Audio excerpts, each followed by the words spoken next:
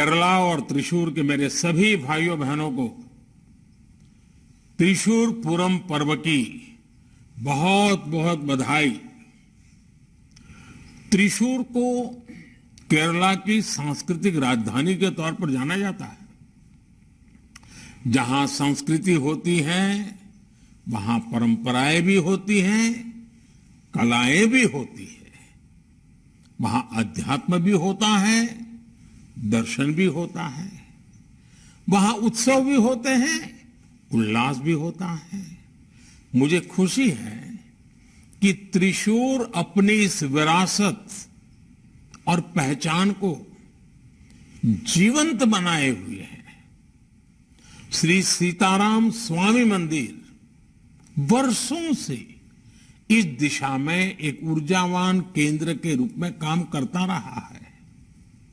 मुझे बताया गया है कि आप सभी ने इस मंदिर को अब और भी दिव्य और भव्य रूप दे दिया है। इस अवसर पर स्वर्ण मंदिर गर्भगृह भी भगवान श्री सीताराम, भगवान अयप्पा और भगवान शिव को समर्पित किया जा रहा है। और साथियों, जहां श्री सीताराम हो वहां श्री हनुमान न हो, ये बात बनती ही नहीं। इसलिए जब हनुमान जी की 55 फीट ऊंची भव्य प्रतिमा भक्तों पर अपना आशीर्वाद बरसाएगी, मैं इस अवसर पर सभी श्रद्धालुओं को कुंभाभिषेकम की शुभकामनाएं देता हूं। विशेष रूप से मैं श्री टी.एस. कल्याण रामन जी और कल्याण परिवार के सभी सदस्यों का अभिनंदन करूंगा। मुझे याद है कई वर्ष पहले जब आप मुझसे मिलने गुजरात आए थे, तभी आपने मुझे इस मंदिर के प्रभाव और प्रकाश के बारे में विस्तार से बताया था। आज मैं भगवान श्री सीताराम जी के आशीर्वाद से इस पावन अवसर का हिस्सा बन रहा हूं।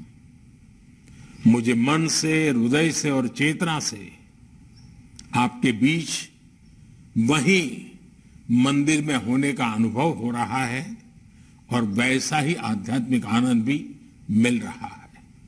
साथियों, त्रिशूर और श्री सीताराम स्वामी मंदिर आस्था के शीर्ष शिखर पर तो है ही, भारत की चेतना और आत्मा के प्रतिबिंब भी है। मध्यकाल में जब विदेशी आक्रांता हमारे मंदिरों और प्रतीकों को ध्वस्त कर रहे थे, तब उन्हें लगा था कि वो आतंक के बलबूते भारत की पहचान को मिटा देंगे। लेकिन वो इस बात से अनजान थे कि भारत प्रतीकों में दिखाई तो देता है, लेकिन भारत जीता है ज्ञान में, भारत जीता है वैचारिक बोध में, भारत जीता है शाश्वत के शोध में। इसलिए भारत समय की दी हुई हर चुनौती का सामना करके भी जीवंत रहा है। इसलिए यहां श्री सीताराम स्वामी और भगवान अयप्पा के रूप में भारतीयता और भारत की आत्मा अपने अमरत्व की जयघोष करती रही है। सदियों पहले उस मुश्किल दौर की ये घटनाएं तब से लेकर आज तक प्रतिष्ठित ये मंदिर इस बात की घोषणा करते हैं कि एक भारत श्रेष्ठ भारत का विचार हजारों वर्ष का अमर विचार है। आज आजादी के अमृत काल में हम अपनी विरासत पर गर्व का संकल्प लेकर उस विचार को ही आगे बढ़ा रहे हैं।